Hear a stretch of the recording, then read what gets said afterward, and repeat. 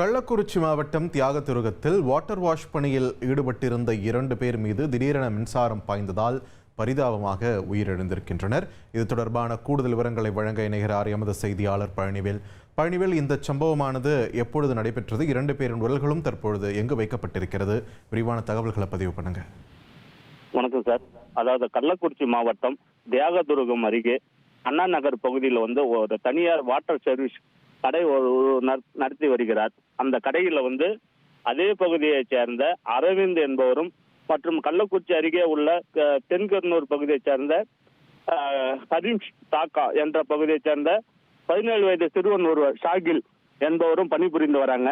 இந்த நிலையில ஒரு தனியார் காருக்கு வாட்டர் சர்வீஸ் பண்ணி கொண்டு இருக்கும்போது மின்சாரம் தாக்கி இருவரும் படுகாயம் அடைகிறாங்க. அவங்கள கள்ளக்குறிச்சி அரசு மருத்துவக் கல்லூரி மருத்துவமனைக்கு கொண்டு செல்றாங்க. அங்க சிகிச்சை பலனின்றி இன்று இறந்து விட்டார்கள். இது குறித்து தியாகதுருகம் போலீசார் வழக்கு பதிவு செய்து விசாரணை மேற்கொண்டு வருகிறார்கள். நன்றி பழனிவேல், உங்கள் விரிவான தகவல்களுக்கு.